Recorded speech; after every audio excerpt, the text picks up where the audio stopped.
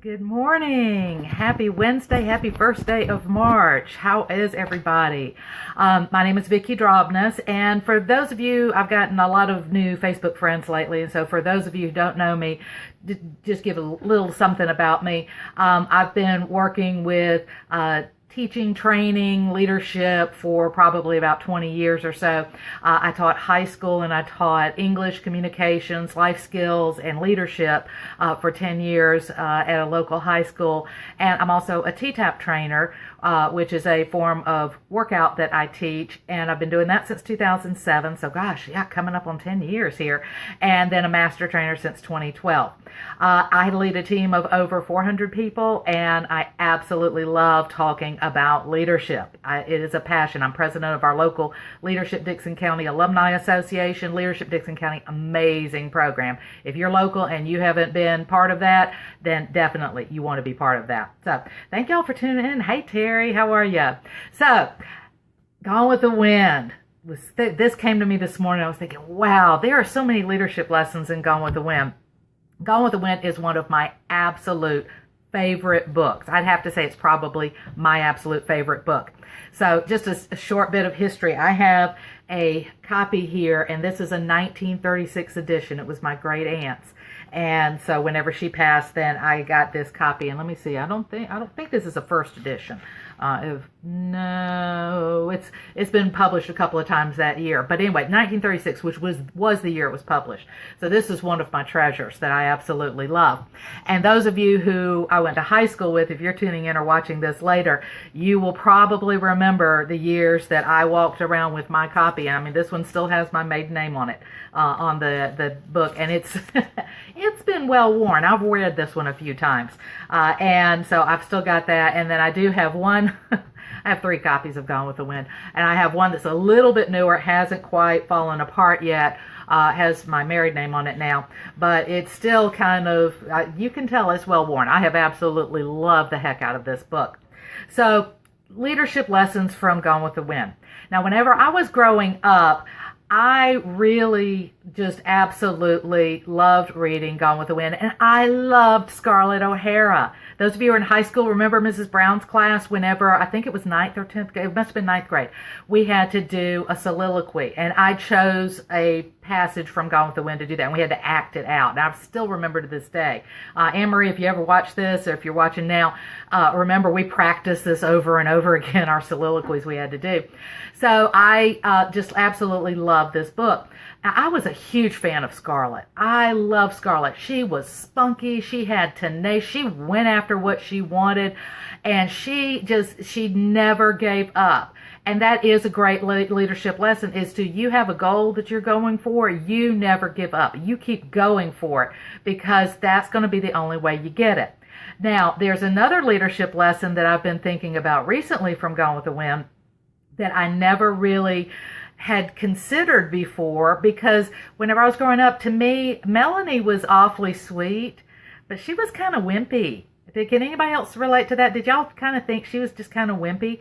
And that was the way I kind of picked up on her. I thought, Scarlett was the heroine. She was the one that I just loved, Scarlett. And that was who I played in my soliloquy. But I started thinking over the past few days about Melanie.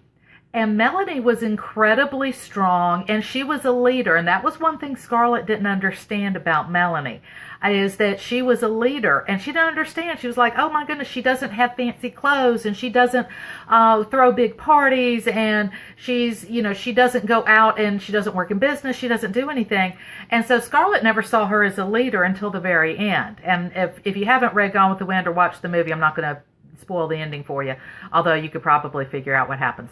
But it was something that I realized, the more that I've grown in leadership and the skills that I've learned, what Melanie understood about leadership, even though she may not have considered herself a leader, it's about the relationships.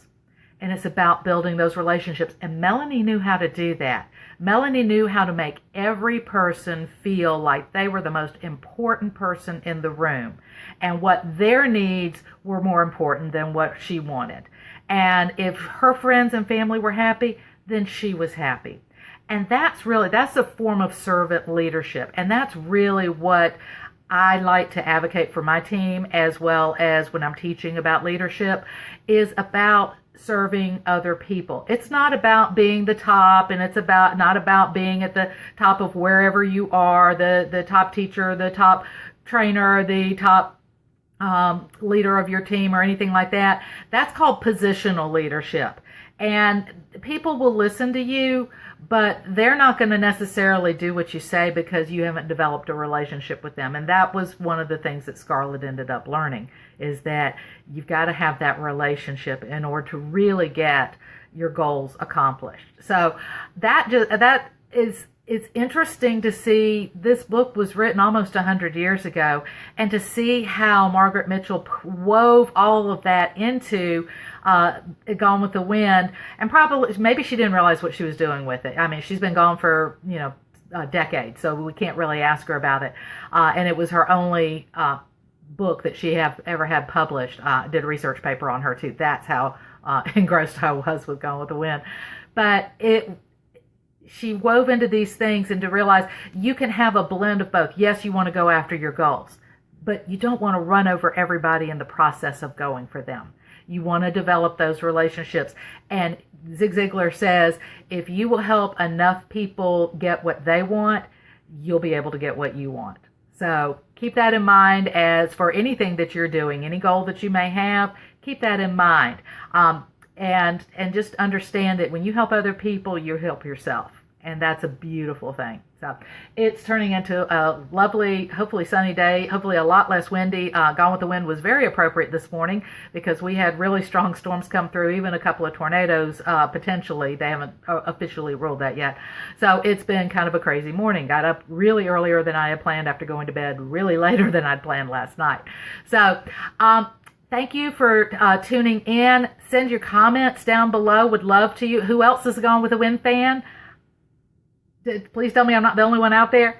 And what other things that you have as far as ideas about leadership. What are some things you've observed? And if you like tuning into these videos, then there is a subscribe or follow or something like that button. It depends on which app you are using that you can do that. So you'll be notified whenever I go live, because I love talking to y'all this way. I was kind of told my husband, watch out, Facebook Live is here, and I'm having a blast with it. So y'all have a great Wednesday. If you're in the stormy area, y'all stay safe. But find a way to do something special for somebody else today. Y'all have a great day. Thanks for tuning in. Bye.